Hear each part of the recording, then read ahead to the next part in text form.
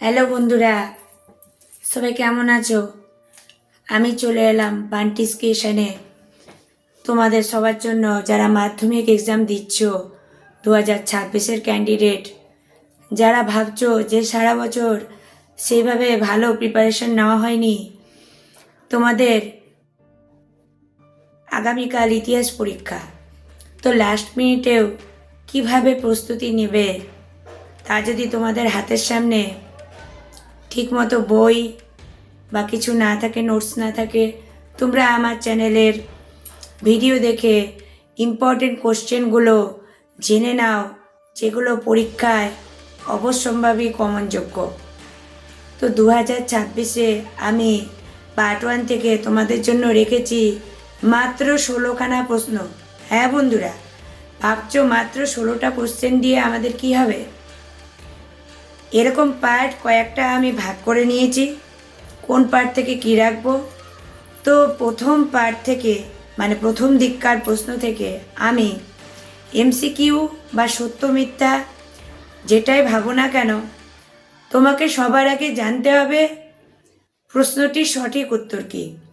তাই সঠিক উত্তর জানার জন্য হাতের সময় বড়ই অল্প বন্ধুরা। এমসিকিউর 4টি করে অপশন আমি লিখিনি বটে, তোমাদেরকে আসল উত্তরগুলো দিয়েই আমি অল্প সময়ের মধ্যে কি করে প্রিপারেশন নিতে হেল্প করছি, তোমরা এখন সেটা দেখো। তোমরা শুধু একটা করে প্রশ্ন পড়ে উত্তরটা শুধু কারেক্টলি মনে রাখো, তাহলে 4টি অপশন থাকবে, তার মধ্যে তোমরা খুঁজে পাবে তোমাদের সেই আসল উত্তর। তো সেইভাবে তোমরা পরীক্ষায় উত্তর করতে পারবে এবং এই সাজেশনটি তোমাদের পক্ষে অপেক্ষাকৃত অনেক বড় সাহায্যকারী। তো চলো দেখে নেওয়া যাক। প্রথমে আমাদের 1 নম্বর প্রশ্ন কি আছে? জীবনের ঝরা পাতা, জীবনের ঝরা পাতা লিখেছিলেন কে? লিখেছিলেন বন্ধুরা, এর উত্তর হয়ে যাবে সরলা দেবী। সরলা দেবী। আচ্ছা, এই সরলা দেবী যে লিখেছিলেন জীবনের ঝরা পাতা, এটি কোন পত্রিকার অন্তর্গত বলতে পারবে বন্ধুরা? যদি পত্রিকার নামও তোমাদেরকে দেয় তাহলে তোমরা দিয়ে দেবে সাপ্তাহিক পত্রিকা দেশ। যেখানে লেখা দেবে যে সাপ্তাহিক পত্রিকা দেশ, সেই অপশনে তোমরা কিন্তু উত্তর করবে। তাহলে এখানে একটা প্রশ্ন থেকে আমাদের হয়ে গেল 2টো উত্তর, দেখো ম্যাজিক্যালি। এবার 2 নম্বর প্রশ্ন, ভারতের বিজ্ঞান চর্চার পথিকৃৎ হলেন। বিজ্ঞান চর্চার পথিকৃৎ কাকে বলা হয় বন্ধুরা? প্রফুল্লচন্দ্র রায়। প্রফুল্লচন্দ্র রায়। এখানে শুধু প্রফুল্লচন্দ্র রায় দিতে পারে অথবা ডক্টর প্রফুল্লচন্দ্র রায় দিতে পারে। তোমরা কিন্তু ডক্টর প্রফুল্লচন্দ্র রায় দেখলে আবার ভেবো না যে সেটা ভুল। দুটোকেই কিন্তু একই নামে কিন্তু বলা হয়, প্রফুল্লচন্দ্র রায় অথবা ডক্টর প্রফুল্লচন্দ্র রায়, যেটাই আসবে তোমরা কিন্তু সেটাই উত্তর করবে। তাহলে কি হলো বন্ধুরা? ভারতে বিজ্ঞান চর্চার পথিকৃৎ ডক্টর প্রফুল্লচন্দ্র রায়। এবার চলে আসো 3 নাম্বার প্রশ্ন, ভেরি ভেরি ইম্পর্টেন্ট। কলহনের লেখা ভারতের প্রথম ঐতিহাসিক গ্রন্থ। কলহনের লেখা প্রথম ঐতিহাসিক গ্রন্থ কি হতে পারে বন্ধুরা? যদি না জানা থাকে জেনে নাও, রাজতরঙ্গিনী। এটা খুবই ইম্পর্টেন্ট প্রশ্ন, মাধ্যমিক থেকে শুরু করে তোমাদের একদম চাকরি লেভেল পর্যন্ত কাজে লাগবে এই প্রশ্নটি। তারপরে দেখো 4 নম্বর প্রশ্ন, ভারতের নিম্ন বর্গের ইতিহাস প্রথম রচনা করেছেন। এটাও কিন্তু তোমাদের জন্য, মাধ্যমিক পরীক্ষার্থীদের জন্য খুবই উল্লেখযোগ্য এবং কমন আসতেই পারে। নিম্নবর্গের ইতিহাস কে রচনা করেছেন? রণজিৎ গুহ। আমাদের কিন্তু মাথায় রাখতে হবে, আমাদের গত বছরের মাধ্যমিক প্রশ্নে কিন্তু আমাদের গোষ্ঠীবর্গ থেকে একটা ব্রড কোশ্চেন এসেছিল। তো এবার কিন্তু এই টাইপের এমসিকিউগুলো খুবই আসার জন্য উপযুক্ত বন্ধুরা, এটা মাথায় রেখো। তাহলে নিম্নবর্গের ইতিহাস কে প্রথম রচনা করেন? রণজিৎ গুহ। এই রণজিৎ গুহ কিন্তু খুবই ইম্পর্টেন্ট, যিনি হচ্ছে প্রথম রচনা করে কিন্তু নিম্নবর্গের ইতিহাস, তারপরে আদার্স। তারপর দেখো কি আছে 5 নম্বর প্রশ্ন, বাংলা ভাষায় প্রথম প্রকাশিত পত্রিকার নাম কি? বাংলা ভাষায় প্রথম প্রকাশিত পত্রিকার নাম কি বন্ধুরা? দিগদর্শন।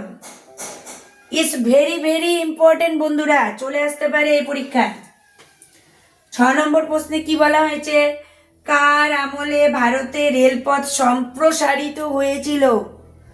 বলা হয়েছে সম্প্রসারিত মানে বৃদ্ধি। কার আমলে? নিশ্চয়ই গভর্নরের আমলে। সেটা কোন গভর্নর? লর্ড ডালহৌসি। লর্ড ডালহৌসির আমলে। এটাও খুবই ইম্পর্টেন্ট, এটা খুবই আসে মাধ্যমিক পরীক্ষার্থীদের জন্য, খুবই ইম্পর্টেন্ট। তারপর দেখো, নাট্যশাস্ত্রের রচয়িতা কে? নাট্যশাস্ত্রের রচয়িতা মনে রাখবে, নাট্যশাস্ত্র কে রচনা করেন? অভিনবগুপ্ত।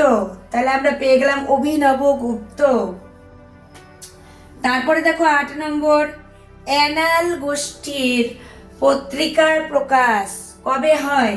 অ্যানাল গোষ্ঠীর পত্রিকা, অ্যানাল হচ্ছে একটা গোষ্ঠীর নাম, সেই গোষ্ঠীর পত্রিকা কবে প্রকাশ হয়? 1929, 1929। 9 নম্বর প্রশ্নে চলে আসো বন্ধুরা, ভারতের প্রথম মহিলা চিকিৎসক কে ছিলেন? এটাও কিন্তু খুবই ইম্পর্টেন্ট বন্ধুরা, তাহলে বলতে হবে কাদম্বিনী গাঙ্গুলি। এটা তোমাদের কমন পড়ে যেতে পারে। 10 নম্বর প্রশ্ন বন্ধুরা, ভারত মাতা ছবিটি কার আঁকা? বিশাল ইম্পর্টেন্ট কোশ্চেন, যে তোমাদের মাধ্যমিক থেকে চাকরি স্তর পরীক্ষা অবধি কাজে লাগবে। ভারত মাতা ছবিটি কার আঁকা? Abanindranath Thakur. Next question 11 number, অ্যানাল স্কুল প্রতিষ্ঠা করে কে? প্রতিষ্ঠা করে ফার্নান্দ ব্রদেল। ফার্নান্দ ব্রদেল, এটাও কিন্তু আসতে পারে। একটা দেখলে অ্যানাল স্কুল প্রতিষ্ঠাতা, একটা দেখলে অ্যানাল গোষ্ঠীর পত্রিকা। তাহলে স্কুল অথবা পত্রিকা দুটোর কোনো একটা আসার সম্ভাবনা কিন্তু এবার 26-এর পরীক্ষায় আছে। নেক্সট চলো শুরু হোক। চিপকো আন্দোলনের নেতা কে ছিলেন? চিপকো আন্দোলন জিনিসটা আগে জেনে নিই, এটা কি? এটা হচ্ছে আমাদের পরিবেশের উদ্দেশ্যে যে আন্দোলন হয়েছিল পরিবেশ রক্ষার্থে, সেই পরিবেশ বাঁচানোর আন্দোলনটাই কিন্তু হচ্ছে চিপকো আন্দোলন। তার নেতা কে ছিল? সুন্দরলাল বহুগুণা। একে অনেক সময় অপশনে লেখা থাকতে পারে সুন্দরী লাল বহুগুণা, তো সুন্দরলাল থাকুক অথবা সুন্দরী লাল থাকুক, অপশন কিন্তু এটাই উত্তর। সুন্দরীলাল কি সুন্দরলাল, যেটাই থাকুক সেটাই কিন্তু তোমরা লিখে আসবে পরীক্ষায়, তাহলে মিলে যাবে, সাথে সাথে 1 নাম্বার। পরবর্তী প্রশ্ন বন্ধুরা, ভারতের প্রথম সংবাদপত্রের নাম কি? এটা কিন্তু ভিভিআই, ভেরি ভেরি ইম্পর্টেন্ট, একদম চাকরি স্তর পর্যন্ত কাজে লাগে বন্ধুরা। তার নাম হলো বেঙ্গল গেজেট। কি বন্ধুরা? ভারতের প্রথম সংবাদপত্রের নাম বেঙ্গল গেজেট। এর আগে কোনো বাংলার পত্রিকা আবিষ্কার হয়নি। এটা তোমরা যদি পড়ে থাকো, ইতিহাস বই ভালো করে পড়ে থাকো চ্যাপ্টার, তাহলে নিশ্চয়ই এটা জানো তোমরা। এটা কত খ্রিস্টাব্দে আবিষ্কার হয়?